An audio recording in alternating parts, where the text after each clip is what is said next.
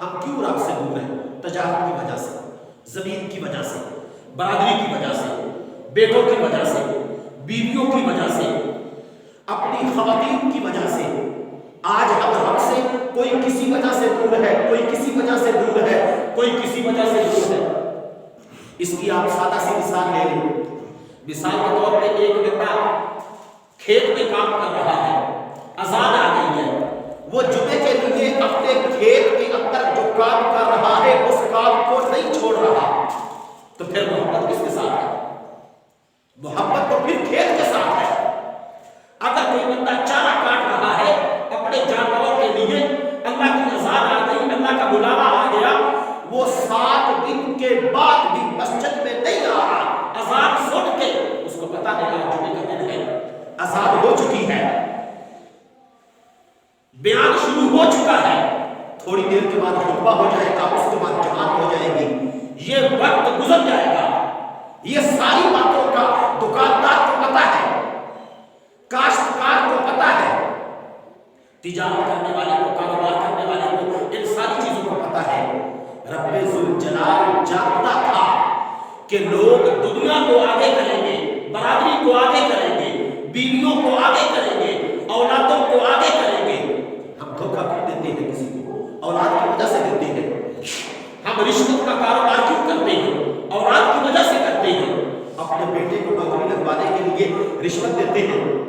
تو اگر بیٹے کی محبت نہ ہوتی تو پھر پتا تھا کہ قرآن کا حکم ہے کہ جو رشوت دیتا ہے اور جو رشوت لیتا ہے وہ دونوں حرام کھاتے ہیں اور دونوں جہنمی ہیں۔ تو پھر دنیا داری کی طرف نہ جاتا بلکہ رب کے حکم کو مانتا۔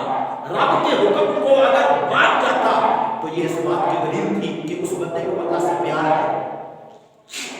اگر وہ سود کی طرف چلا گیا، دنیا داری کی طرف چلا گیا، رشوت کی طرف چلا گیا، تو اس کا مطلب ہے کہ اس نے یہ سارے کام کر کے اپنی اولاد کی سپورٹ کی، اپنی اولاد کے فیوچر کے لیے، اپنی اولاد کے مستقبل کے لیے۔ تو پھر اس کو اللہ کی محبت زیادہ پیاری نہ ہوئی، اس کو تو اولاد کی جو فکر ہے، ان کے مستقبل کی، آنے والے وقت کی، اس کی زیادہ فکر ہے۔ لہذا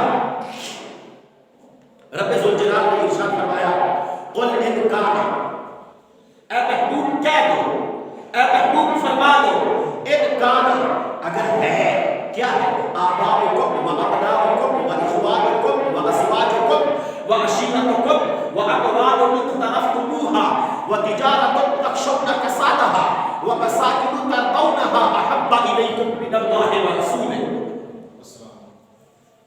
اگر تمہاری محبت تمہارے والدین کے ساتھ، اگر تمہاری محبت تمہارے بیٹوں کے ساتھ، اگر تمہاری محبت تمہارے بھائیوں کے ساتھ، اگر تمہاری محبت تمہاری بیویوں کے ساتھ،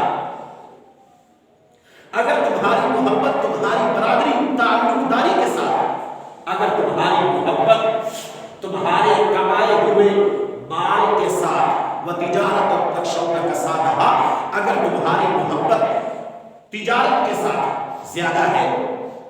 آگے پھر رب ذوالجلال نے ایک اور بات کو بیان کیا، وَمَسَاكِنُ تَرْضَوْنَهَا أَحَبَّ إِلَيْكُم مِّنَ اللَّهِ وَرَسُولِهِ، اگر تمہاری محبت تمہاری رہائش کے ساتھ، مکان کے ساتھ، کوٹھی کار کے ساتھ، کوٹھی بنگلے کے ساتھ اگر زیادہ ہے، اللہ کی محبت اور اس کے رسول کی محبت اور اللہ کے راستے میں جہاد کرنے کی محبت سے اگر ان ساری چیزوں کی محبت تیرے دل میں زیادہ ہے، فَتَرَبَّصُوا حَتَّى يَأْتِيَ اللَّهُ بِأَمْرِهِ، پھر انتظار کر، وہ وقت دور نہیں جب اللہ کا امر آ جائے گا، جب اللہ کا امر آ جائے گا، اللہ کا حکم آ جائے گا۔ فَتَرَبَّصُوا، تجھے پتہ نہیں چلے گا، اچانک آ جائے گا، اللہ کا امر آ جائے گا، اللہ کا حکم آ جائے گا، حَتَّى يَأْتِيَ اللَّهُ بِأَمْرِهِ، رب تجھے پتہ نہیں چلنے دے گا، تو رات کو سوئے گا، دن کو تیری تباہی ہو چکی ہوگی۔ ایک لمحے میں تیری عیاشی ہوگی، دوسرے لمحے میں رب تجھے برباد کر دے گا۔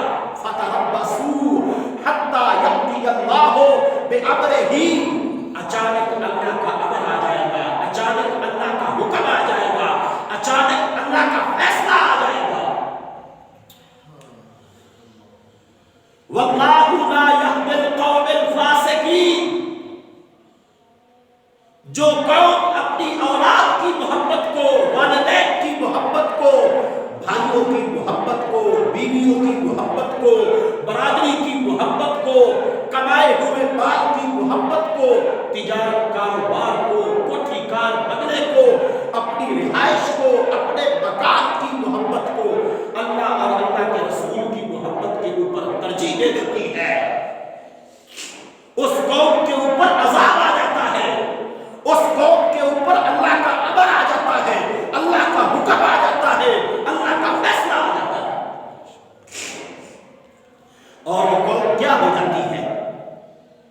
وہ قوم دعویٰ تو کرتی ہے، ہم نے مسجد بنائی ہے، مسجد کی بڑی خدمت کی ہے، امام مسجد کی بڑی خدمت کی ہے، ہم نے قاری قرآن کی بڑی خدمت کی ہے۔ اللہ کہتا ہے جھوٹ ہے، یہ سارا جو تو کہتا ہے یہ تیرا جھوٹ ہے۔ واللہ لا یہدی القوم الفاسقین، تو خود کو کہہ رہا ہے میں رب تجھ کو فاسق